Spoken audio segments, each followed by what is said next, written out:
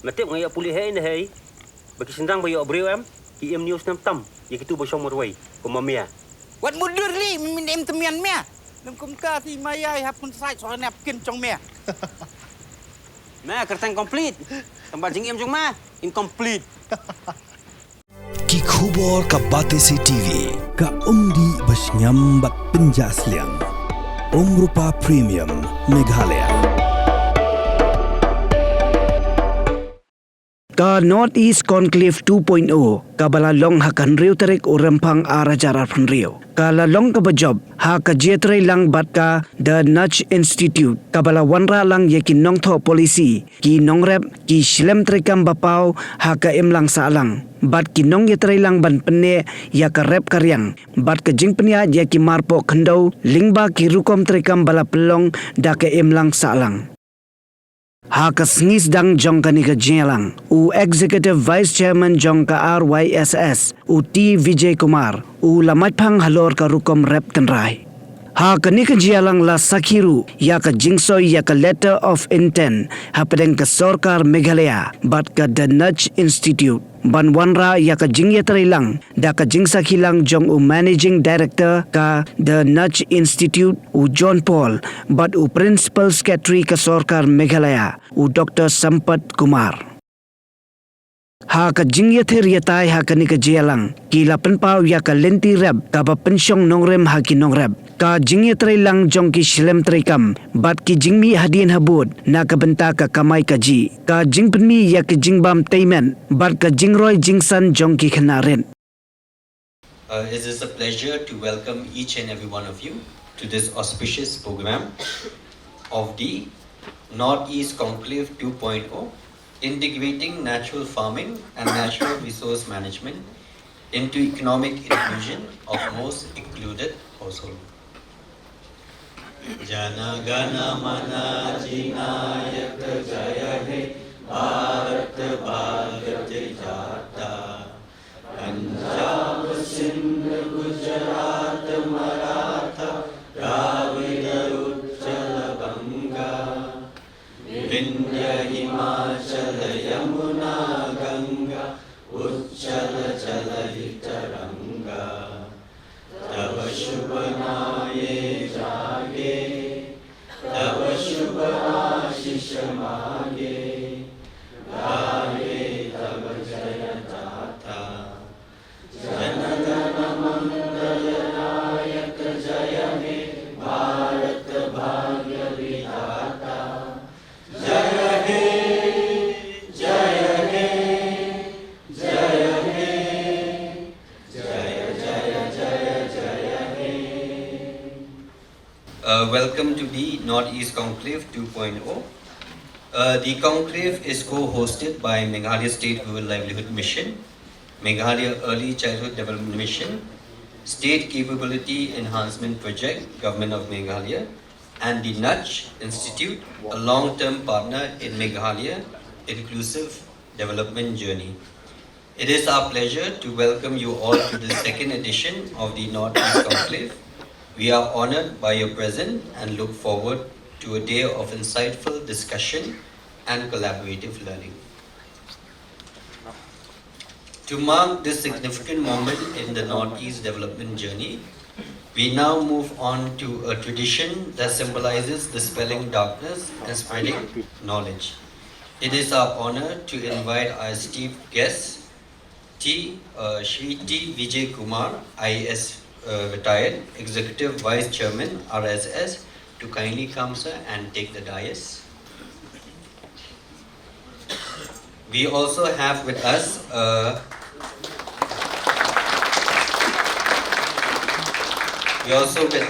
Shri Sharanjit Singh, IFS retired, former Additional Secretary, Ministry of Rural Development, Government of India. Our very own Dr. Sampat Kumar, IAS Principal Secretary, CNRB Department. Dr. Manish Ranjan, IAS Director General, Skipper, Government of Jharkhand.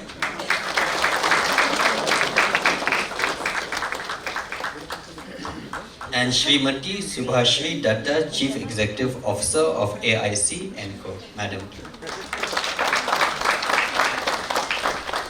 Yes, present. We also have with us online our additional secretary, Ministry of Rural Development, A.T. Kumar. So he's online. We will just like to start by lighting the lamp.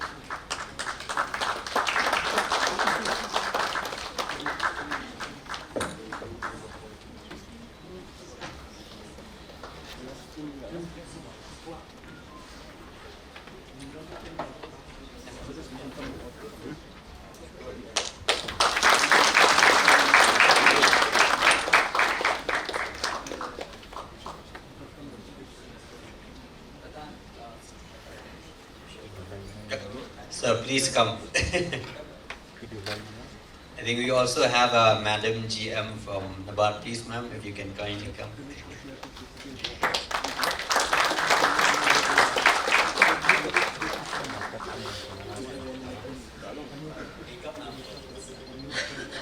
Yeah.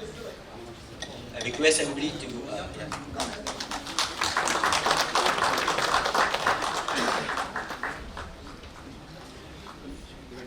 The act of lighting the lamp not only celebrates the beginning of today's event, but also highlights the bright future we envision for the region and the state of Meghalaya. On that note, I would like to request our Principal Secretary, Sir Sampat Kumar, to kindly give the welcome address. Wish you warm welcome, and also I wanted to express, convey the greetings from our Honorable Chief Minister who could not come here today. In fact, for some contingency and some, so he couldn't come, and also Honorable Minister, Community and Rural Development also could not participate, but both of them actually, they were really willing to come here and, to really share their thoughts and, interact with all of you.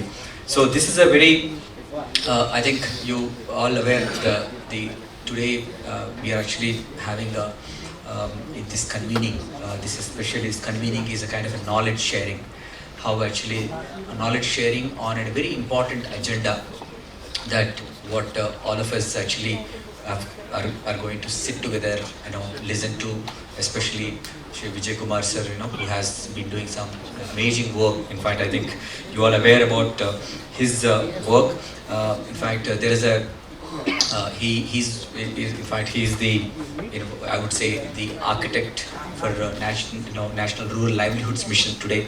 All of us, very, the whole country is proud of him, and along with him, Charanjit Singh sir, actually he continued that entire work, with the ministry. So both of them are here. So it's very, and also we also have the current, the additional secretary who is in charge of NRLM, and who is also a dear colleague of mine, Shri T.K. Anil Kumarji. He is also attending. He also will speak briefly, from online, because he also, we also invited him, but there's a lot of work, pressing work, that also he couldn't come. So I just wanted to welcome all the organizations who are here. In fact, I just wanted to take the names of all the SRLMs who have come from 12 states, and especially all the northeastern states who are present here, and CSOs like Pradhan, BIF, SESTA, SDS, Aranek, and Sauramandala, and also including the academic institutions like TIS, they are participating here. And as briefly mentioned by Baron from the Chief Operating Officer of SRLM Meghalaya. So this is a convening that we wanted to bring, tell about the importance of the natural farming and and the integration of natural farming with natural resource management. And I think there is no other, I would say, in the recent years, the innovation that has come up other than the natural farming, I would say, because natural farming is something that we have been observing in the state of Meghalaya, and we could see there is a first of all, what is happening is that it is really solving the problems of the farmers, because farmers, with the climate change and with the kind of a typical geographical and climatic conditions that what all we have these days because of the climate change. So the natural farming is providing a beautiful solution in terms of improving the productivity, and also, and more important, it's also bringing a lot of soil health and also human health, because we are going to consume a good food. So this is the idea behind this entire thing. So we have a interesting strategy how actually we wanted to really scale up this initiative. In fact, we'll discuss this more, and in fact we'll listen to Vijay Kumar sir also will take his guidance on this. But I just like to upfront I want to tell you, in Meghalaya we have actually created about 2,000 the lead farmers, that means the community resource persons, who actually have experimented, who are experimenting natural farming very successfully. And these 2,000 can have a multiplier effect very soon, because the 2,000 will go to, again, it's like a multiplier effect. In 2-3 steps, we'll be able to scale up the whole state. So this is something the social capital has been built, over a period of the last 3 years. We have been closely working with the AP RYSS, and then the farmers from AP. They have come here and stayed in the villages, in remote villages, stayed with our farmers, and they with their own language they communicated, and beautifully the farmers understand the language. We don't require so. And today I think we are very confident that we can actually. So I think these learnings would be very helpful. All the participants who are participating in this workshop. Our idea is that how do we actually, when we know that this is going to change, like the way self-help group model, when we know that self-help group model can actually address poverty, it has been taken to the whole country in no time. So like that, how can we actually scale up this natural farming across the country? That should be the vision of today's workshop, the Conclave. And I really appreciate the efforts of Nudge Institute. Mr. Shrikanta has been closely working with us and with all his team members. I really appreciate Nudge for bringing all of us together, and also because we are also working very closely to really address the poorest of the poor households in the state, especially the single women headed households, providing the more graduation support, that what they needed. So it's a lot of work that we have been doing together. And Meghalaya, as I said, is a very a state with a lot of experimentations. We really wanted to learn from and experiment and see that how can we create more value to the people. So with this few words, again I welcome everyone, and I'm sure you like the Shillong, the beautiful Shillong city. This is called Scotland of the East, and I'm sure you spend some time or other than the program, and you enjoy your stay here. Thank you so much. I'd just like to share something. In Meghalaya, we have Sir Vijay Kumar, who has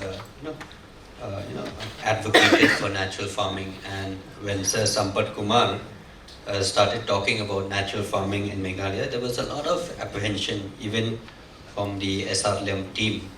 But we initiated the external CRP round. And yesterday, sir, I was just discussing with my colleague, Shan Lang Lindong, who's the Chief Operating Officer looking after livelihood and driving this initiative in Meghalaya. The farmers who are producing the vegetable through natural farming are not able to bring it for the people in Shillong, because there's a demand even within the local community. So the other farmers are actually selling the other produce, but for the personal consumption, they are taking the vegetables because they know that it is very healthy. So so that is quite a testimony that I heard, and so Thank you, sir, for bringing this to Meghalaya, and we're very honored once again to have you here with us. Let me begin by congratulating the Meghalaya State Rural Livelihood Society for putting this conclave together. The Northeast, as you all know, is a region that is not just the Ashtalakshmi of our nation's economy, but an ecological lungs of our subcontinent. Through this conclave, I understand you're bringing two important concepts, natural farming and natural resource management, both which are emerging nationally as a core livelihood and resilience strategy, not just environmental initiatives. This conclave, I think, is a good platform to integrate natural resource management and natural farming into economic inclusion of the most excluded, making ecological stewardship an income pathway. The guiding approach, as was mentioned, is putting the last first, ensuring that the most excluded communities benefit first from the livelihood transition. For the most excluded communities, the landless, the tribal households in remote hills, and the women-led households, the landscape is their primary capital. If we don't manage the natural resources of the Northeast, we cannot guarantee its economic future. As you are all aware, Deen Dayal Antyodaya Yojana, National Rural Livelihood Mission, has created one of the largest platforms of the women's social and economic capital in the world by mobilizing more than 10 crore women into 91 lakh self-help groups. This institutional strength has enabled women to access finance, build enterprises, manage livelihoods, and participate meaningfully in local economies. So, NRLM has clearly demonstrated that women-led institutions are not only instruments of inclusion, but powerful drivers of economic transformation. The second point, of course, is while we talk about natural farming, we all know there is a huge potential, market potential for the products that come out of natural farming. But we have to keep in mind that without aggregation, without branding, and without market linkages, farmers will not be able to realize the full value and sustainable practices that they adopt.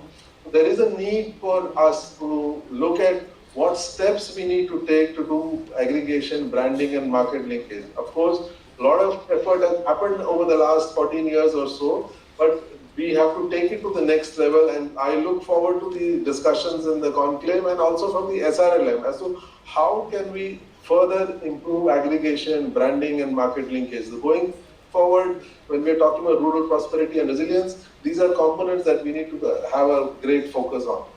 The last point I would just touch upon, of course, is reaching the unreached has been the core focus of NRLM, and we have in the last year adopted the graduation approach as a sub-scheme of NRLM. So that is also the Samaveshi Ajivika Yojana which has been rolled out.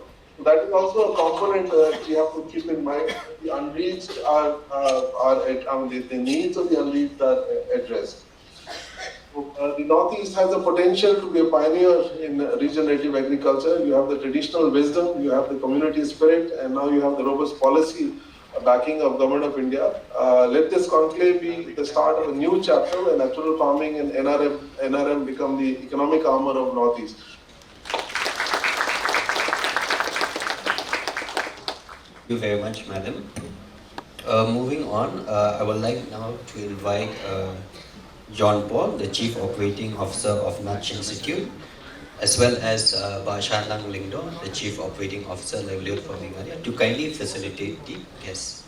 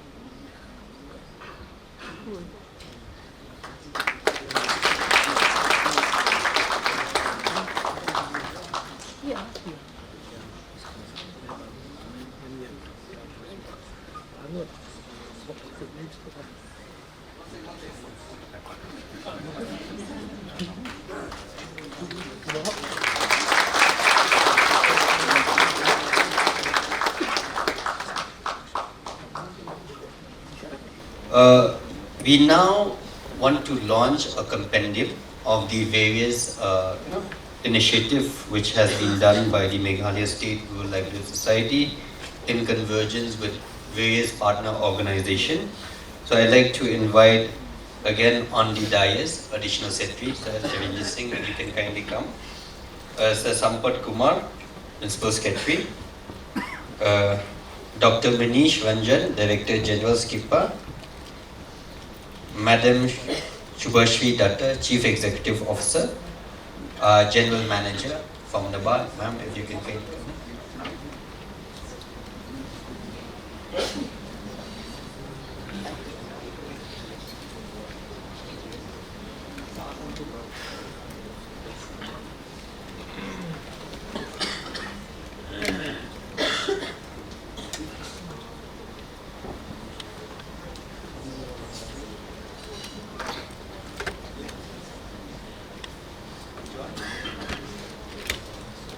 John, invite also John. So kindly please open for the launch.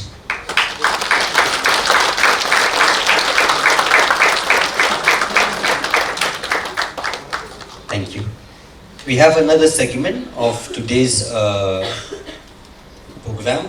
This is the signing of the MOU between the Nudge Foundation and signing of letter of intent between Nudge Foundation and Government of Meghalaya. I invite John Paul, the Chief Operating Officer, Nudge Foundation, along with Sir Sampat Kumar to kindly sign the letter of intent. So Pilot Project Insight is the program that has been launched in Meghalaya. We had piloted in Umsning block by providing life-changing vision to over 2,000 citizens. This initiative had proven that a simple pair of reading glasses can boost task performance by 40%, directly restoring independence to our rural workforce. Building upon this success, we are honored to witness the formal signing of a statement of intent between SCP, MSRLS and the Nudge Institute. And this will be scaled up to the entire state in the years to come. Thank you very much. We now open the floor for about 15 minutes to for question and answers. We have a master expert here. So any question from the participant? Extremely mind-boggling, sir. It was very inspiring. My only question is, if it has so many advantages, Government of India, what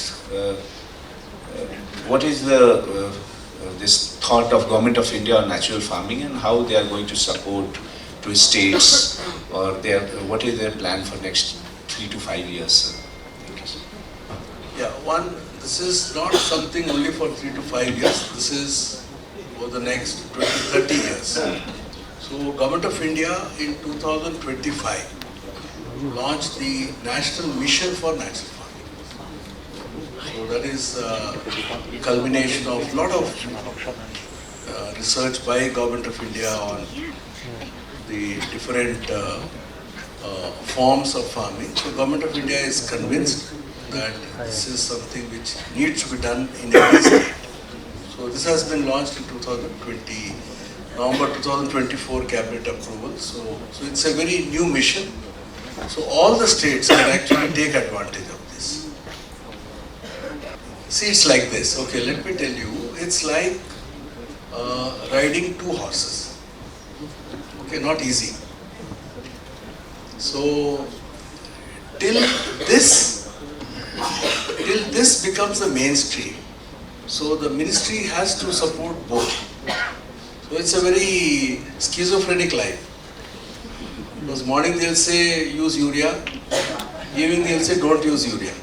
So it's not easy, because overnight you can't transform. Even in my state, my colleague who is the agriculture secretary, he is complaining of schizophrenia. Because he was saying, sir, I've just reviewed the urea offtake, Government of India has not given us enough urea, so we are going to the Ministry of Fertilizers. And then evening is also talking to buy farmers, to the CRPs, and says, don't allow anybody to use urea. So we have to live with this. And as administrators, we have mastered this art of contradiction. So we know that something is good in the long run, but you can't ditch the short-term work. So in spite of this, it was not easy. In fact, ICR was totally opposed to it. And then over a period of time, we told them, you come and see what we are doing. We said our science is more advanced. So we had the entire top brass of ICR visiting us for 2 days. And then they said, Vijay Kumarji, we didn't know there was so much science in this.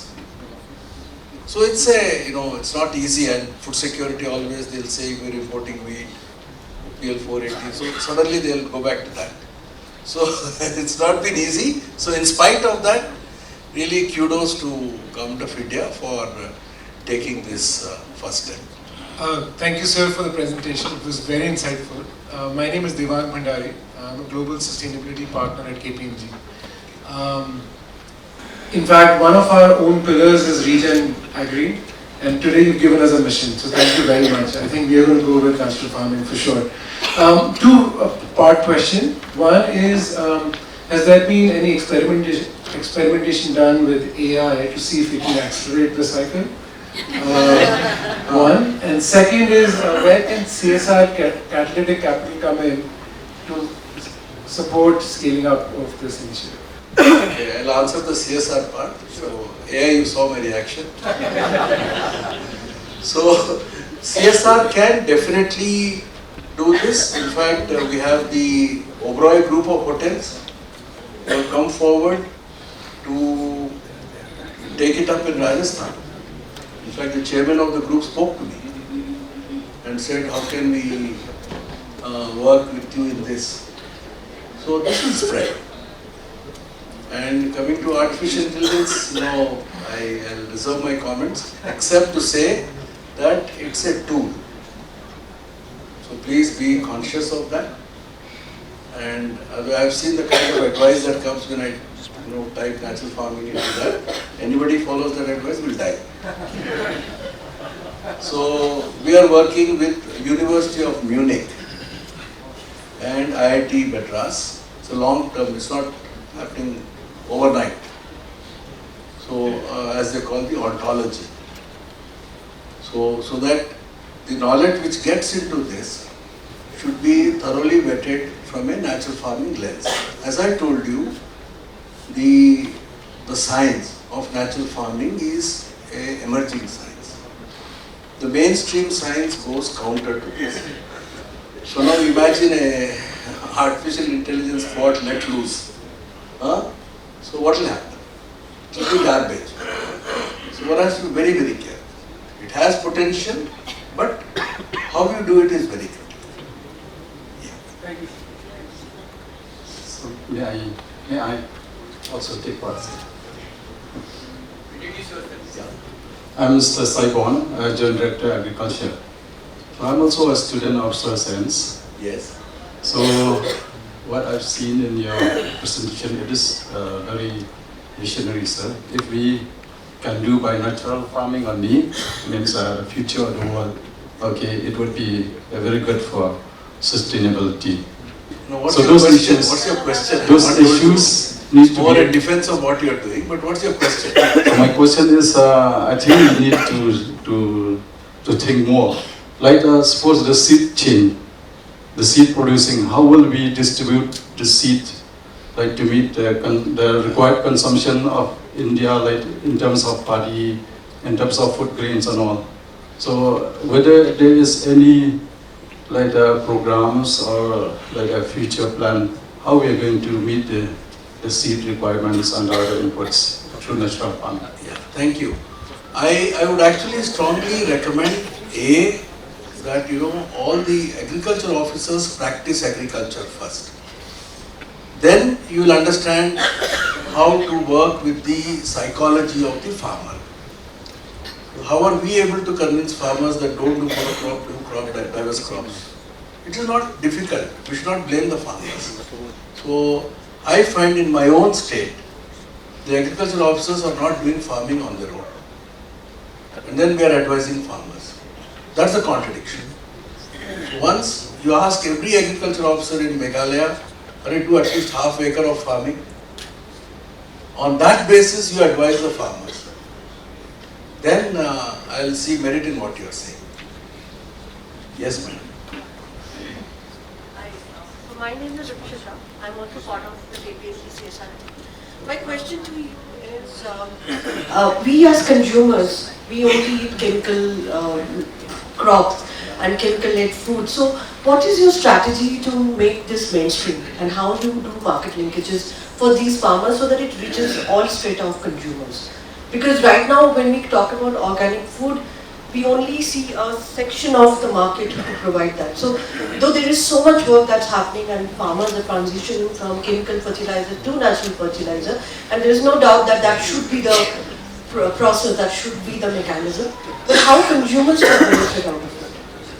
No, the first point is, before we go to that, the basic constraint is you have to produce more of this.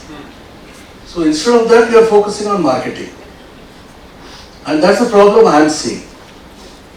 If you have less than 1% farmers doing organic farming, how will they feed the country? You should focus more on increasing the production days. Instead of saying how do you market, so I tell my farmers, I scold them if they ask me about marketing. There is so much to be consumed locally. You should see one study that we have done. There is also something very interesting. I think Naj also should go into this. People looked at, Sampath is so interesting. Even in every village, they looked at how much people are earning, how much they are spending. So every year they found, at least in those typical villages, around 20 crores leaving the village. So the poor are actually bleeding. So the local marketing itself is a very important thing, but you can't talk about marketing without increasing the production base. First priority should be there. In natural farming, sir, always we find a challenge, that is the seed. Seed which is available, like the existing traditional seed. So what is your suggestion for that, sir? First question. Second question, sir, in the yield estimation, sir, you have shown that, sir, with 0.1% yield increase, it is yielding 9%, almost 9 or 11% net income, sir. 19%. 19%. So are we going for some niche market or some specialized market where we are getting the premium prices? And third is that, sir, however you helped us during the initial phases, sir, how we can get into the partnership with RYSS so that Tripura can get this help, sir.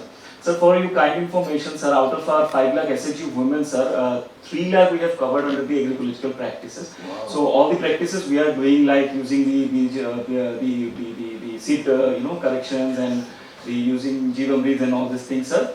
And we mostly focus on the backyard part, because we have the direct competition with the chemical fertilizers in the mainlands. So what we did is, sir, we have promoted more than 1 lakh nutrition garden in the state with our SHG members, sir, with small amount of land which they have in the backyard, which is ensuring their food security as well as surplus their into the markets also. And we are trying to also accumulate all these things aggregated at the FPC level so that they can get some premium prices through these malls and where the urban markets are there. So these are 3-4 things Sure. to understand from this. First, you will just follow the Meghalaya model, right? Already what Meghalaya has done, every SRLM can do this. It's a very straightforward system, like we did in Tripura in the earlier days. The CRPs will come, but develop your own best practicing farmers as the CRPs. So it's a very, thanks to Sampath, thanks to Ramakrishna, thanks to Shanglan, all of them, Meghalaya has developed a beautiful system. So just I would advise, to save time, just follow that. The backyard part is fine.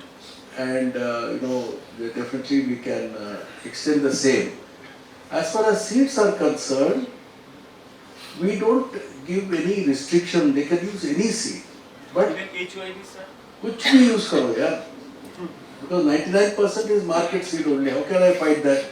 But once you sow that seed, that you save. Because you see, every iteration of that crop, the seed is becoming biologically richer. So that is what you should see.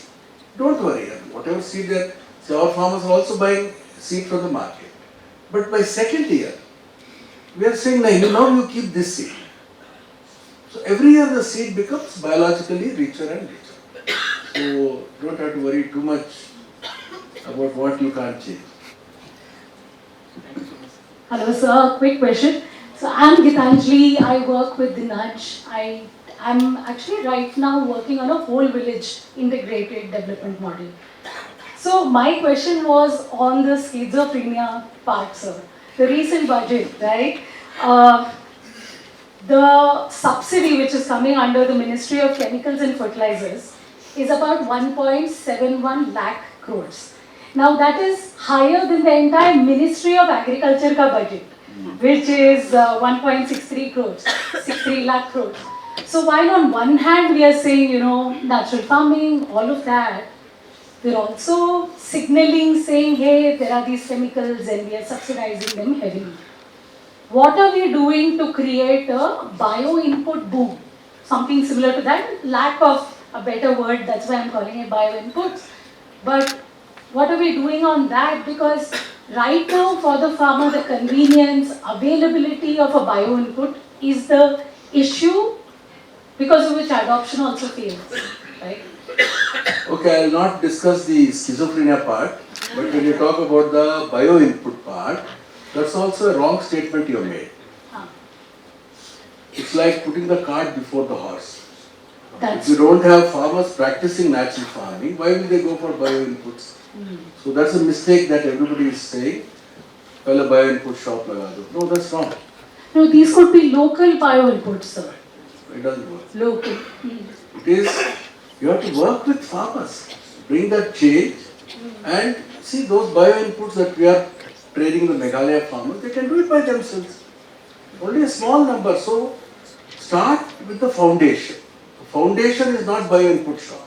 Foundation is working with farmers to make the change. Then the need comes that we need a bio-input shop. Otherwise these things don't work. Just through giving some subsidy, the bio-input shop will not work. Government of India is giving subsidy. Many states are not able to set up bio-input shops. So how can you, without a catchment area, कोई दुकान क्यों खोलेगा अगर demand नहीं है तो? So no, you should not look at it like that. True.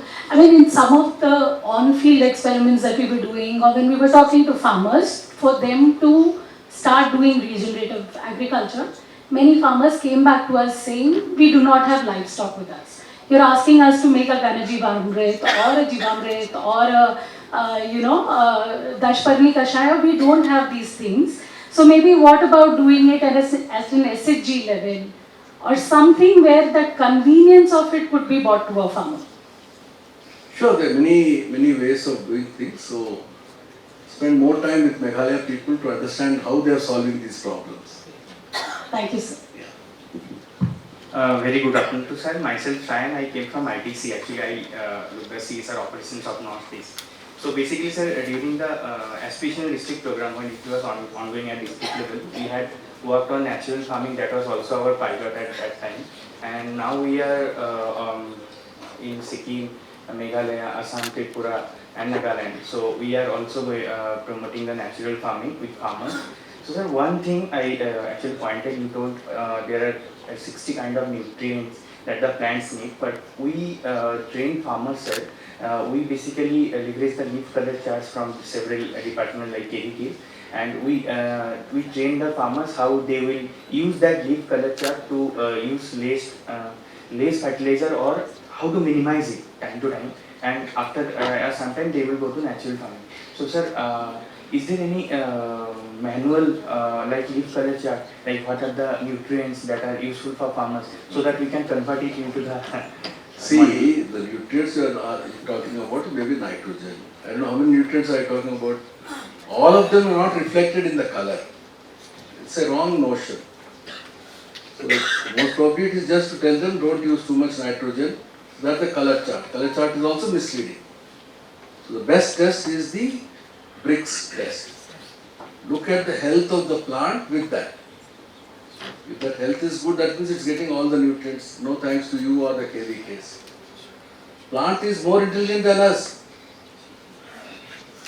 Uska health ठीक है तो that means it's getting all the nutrients it wants. So look at the bricks readings of the leaves. Should be collected between 11 a.m. to 3 p.m. So look at the refractive index. If it is healthy, then why should you bother about adding nutrients? Plant has found a way of getting nutrients on its own. Sure. Thank you, sir. Thank you. Hello sir, I am Parag from SDS Guwahati. So it's a nice session actually. I have seen you as an administrator. Now I am seeing you as a scientist of natural farming. And it's a kind of eye-opening for me. So my question is, because you are doing all these experiments with agriculture, because we are largely into fishery and livestock farming. So do you have any experimentations? Because in the fishery, in water bodies, we are using a lot of chemicals. Similarly, in poultry and livestock, we are also using a lot of chemicals. In fact, in feed, we are using continuously antibiotics. So that's going to be a big health hazard for entire things and entire ecosystems. So can we also see that perspective, so how we can introduce same principle in livestock and poultry and similarly in the fishery farming? Because we are trying something in Tripura, but not very good. No, that's a very good question.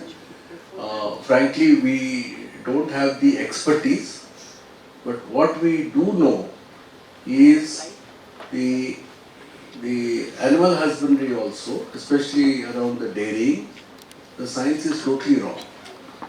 All the scientists come with some, you eat this fodder, you eat that fodder. But an animal also likes to eat a lot of crops. Like you want to eat a lot of food when you go to a buffet. Why do you think the animal should eat only what is that called? Some napier grass. Why should it eat only napier grass?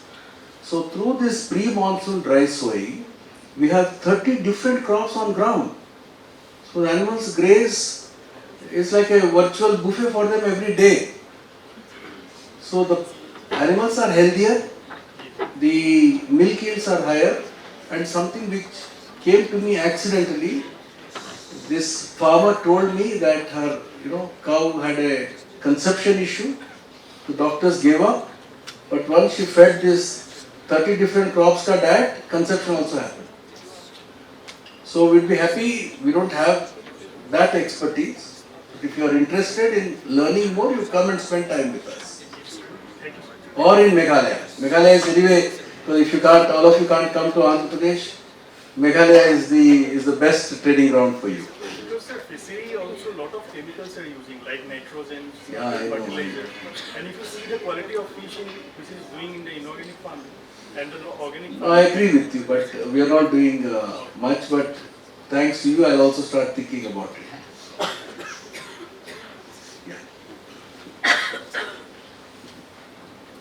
Any other questions?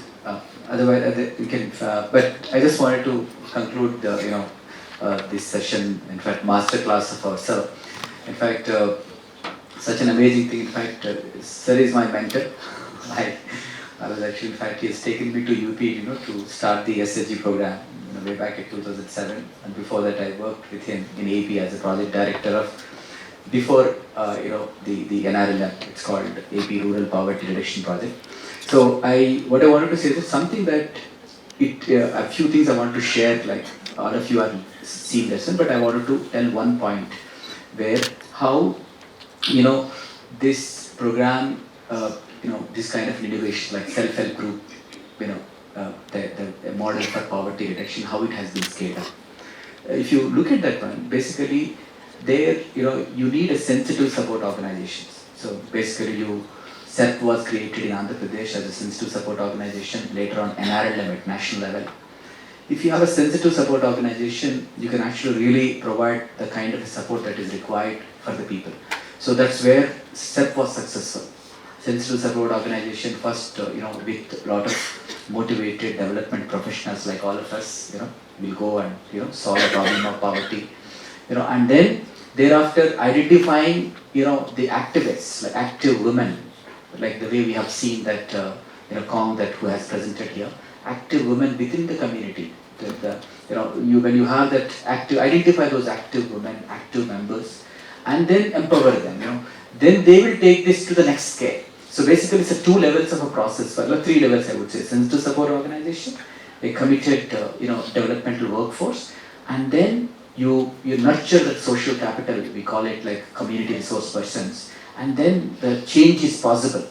And you also actually, besides that, we also need a continued leadership. That's also very important.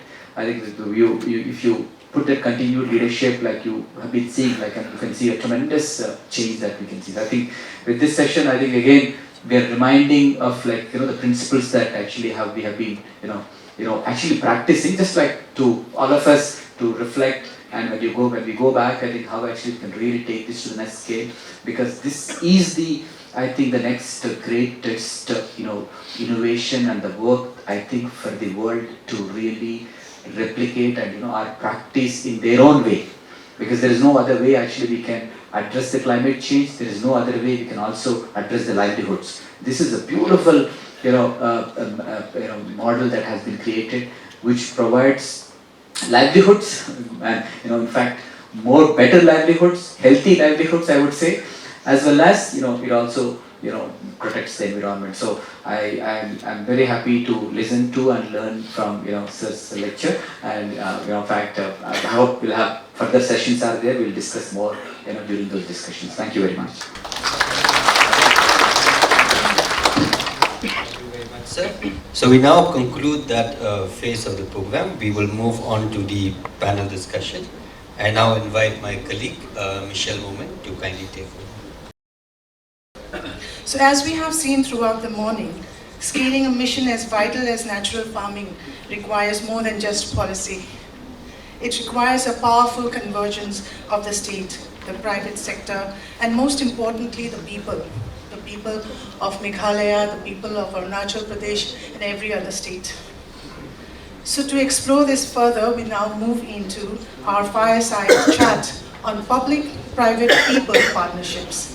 To lead this discussion, it is my absolute pleasure to invite our distinguished panelists to the stage. Shri Charanjit Singh sir. Thank you, sir. I would like to request Sir Sampat Kumar sir again on stage, and along with him, Dr. Manish Ranjan sir, Director General SK IPA, Government of Jharkhand. Truly a privilege to be moderating this critical discussion with such stalwarts and champions. So without any further ado, to just set a brief context to the discussions today. Public-private people partnerships are no longer a nice to have in the area of natural farming and natural resource management. They are the only way we can move from scattered pilots to transformation at landscape scale. In this, governments bring legitimacy, they bring long-term vision, they bring the ability to rewire incentives, markets bring innovation, capital, efficiency, the community brings stewardship of water, land, commons, and of course, a lived understanding of risk. Our task in this conversation is to move beyond the slogan of PPP to specifics. Who does what? Who bears which risks? How do we align incentives? How do we get the voices of farmers and local institutions to be seated at the same table where state players and private entities are taking decisions? It is against this frame that I invite the panelists to reflect on what are the potential of these partnerships to be truly transformational, not only transactional. So with this, my opening question to all the panelists. When we think of natural resource management and natural farming, what is the one system, rules, or incentive that you feel would need to be prioritized, changed, focused on, so that public funds, private capital and community effort can begin pulling in the same direction instead of being tied down in their respective silos as we've often seen. Charanjit sir.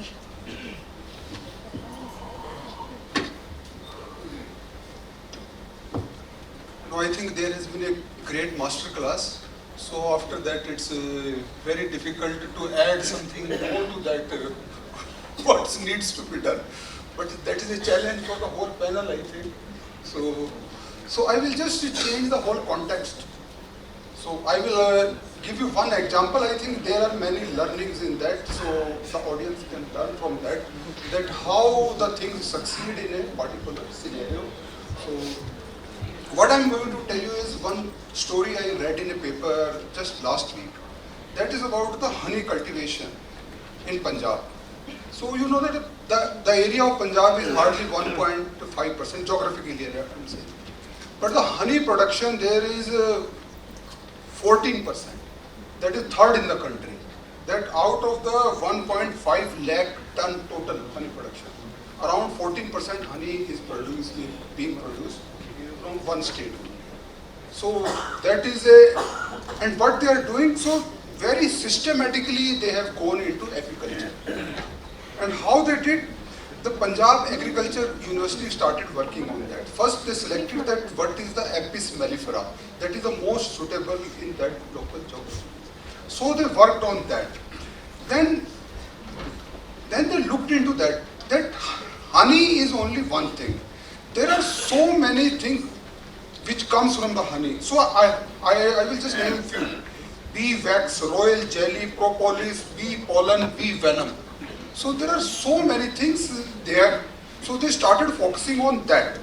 So the Punjab Agriculture University standardized technologies for the queen bee rearing, for the bee venom collection, that how that can be collected, royal jelly production, pollen substitutes, that how what are the standards for that, then disease management. So they started working on that. Then they developed certain courses for that. That what is the basic training required for honey, then what is the advanced training, and then they started doing specialized workshops on that. So whole ecosystem is being addressed from one particular crop. Then I went one trader from Punjab, that is the Jitendra, and I can share the details of that. So he learned from that agriculture university. Then he became such an entrepreneur that 8,000 farmers are working with him. And not only that, so all these things are being produced by him, and now he's exporting them. So that is the market he's targeting.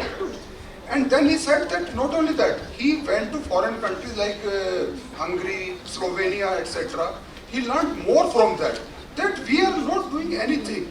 Then he told me yesterday only that what they are doing. Now he has gone into apitherapy. So that is a great field. So I will just give you two examples. That if you smell the honey, जो आपको दमे की बीमारी होती है ना, asthma, that also improves. So in Hungary, the people are doing that also. And then if you listen to the humming of the bees, your mind also becomes calm and your mental status also improves. So they are going into that also, that how the humming of the bee can be used to cure your mental status also. So they have gone that also. And I will give you just two more examples, that how you can leverage the technologies, like he was also asking. That the problem with honey is that it's difficult to transport. So why can't we make the honey powder?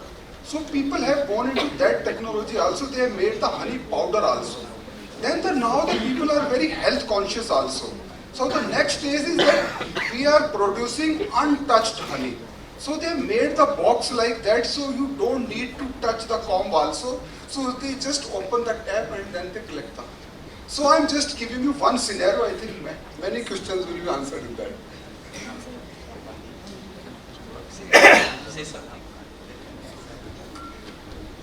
Thank you, Charanjit sir, as usual, bringing your field pragmatism to the conversation. Very clear that the requirement is to look at scale through an ecosystem approach, and I think this is a perfect time for me to ask Sampath sir my original question on what are some of the incentives or levers that you think need to be addressed on priority so that all of these critical elements of private capital, public fund, community effort around natural farming, NRM, begins working together in alignment, sir. Thank you, sir. That's a beautiful example. We would definitely like to know about that more. So coming to like how do we, scale up? I think I've already mentioned briefly after Vijay Kumar sir's session. So we have this model of scaling up through replicating model. I would say replication means you just now. That's what one of the question of Vijay Kumar sir is that how many agricultural officers are actually doing farming. So if you do farming, basically it's a Gandhian principle. You before teaching someone, you practice. So I think the similar format is actually we are following. Basically, this is again from the national NRLM only. If you look at where what we do, we identify the community level, the active women who are the farmers, who are the best practitioners, and basically again you build their leadership capacity to really understand what they are doing. For sometimes they don't explain and articulate what they do, but once they start actually understanding the science of it, they become like a professor. They can actually teach others. So the idea of that, what we have been doing is that you have seen in fact Mr. Shanlan has given a beautiful speech in the video. Beautifully he said like how he started with 4 blocks, few number of farmers, and today we reached out to 21 blocks in the state, and then we have about 2,000 the lead farmers who can become who can go, and in fact their sites can be learning sites. It's like a farmers field schools. People can come there, they can learn from there, and they can actually. So we are actually mapping this one. But in fact, in the next 3 years, our hope is that we scale up to the entire state. So by while doing that, we also need to really see how actually you are mobilizing other key stakeholders. That's very important. In fact, I wanted to tell you there is one farmer actually. It has come in one of the YouTube channels that the farmers have really doubled their productivity or produce. That became a big news across, like right from our chief minister to everybody started listening. Okay, are looking at what is this magic that is happening here. So I think it's very important to do the work. In fact, and then once the evidence is generated, so it's the policy makers, it's very easy for them because they are also looking for solutions. How do you actually impact, because everyone is talking about doubling farming income, but how that is possible? We are trying to make different things, but this is one thing that natural farming is providing is that it can be very well embedded with our SSG system for scaling up. I don't think more, in fact, I've been, because I'm not able to give enough time for sir, but because I got other responsibilities as health secretary and other things from the COVID days. So, but I'm trying to bring some new ideas to this natural farming. One idea is that natural farming is very crucial for addressing malnutrition in the country. So there's something that we have been really working. In fact, I got an opportunity to present before our Honorable Prime Minister in the last Chief Secretary's conference, the idea of what we are doing under Early Childhood Development Mission. What is that ECD? We call it Early Childhood Development Period, which is very significant. In fact, if you have seen in that video, you also have seen how during that period, how the brain growth happens. But for that, what you require a very good diet, very good nutrition. So that if the mothers and if the children, if they get a good nutrition, in fact, we can address the future problems because if the children are not stunted, they can do well in the schools, and if they do well in the schools, in fact, you will have a greater, stronger economy. So I think for your question is that it requires and then when we are doing now, people like nudge institutes have come up. Let's we want to work with on this particular idea in a bigger scale. So there are a lot of interest that is actually being generated. In fact, as you said, this entire the 4P model, what you're talking about, public, private, people, partnership. I think that will come up like once actually we need to work in a very collaborative way. So that is something, and also we should also we might have seen that like how these visits are happening, like how actually it's a very it's a and we also actually have to have that kind of autonomy needs to be given at SRLM level to really do this kind of work. I think that's why this is a beautiful structure. While agriculture department will slowly learn, but this can be scaled up very fast with this network. Thank you, sir. I think brilliantly explained in terms of what are the natural starting points of doing demonstrable, replicable pilots, building evidence, circulating that evidence to key ecosystem holders, looking at how these pilots can be seeded into institutional mechanisms like SRLM for longevity and sustainability, and then speaking to the kind of technical support and that is available in the ecosystem for further expansion.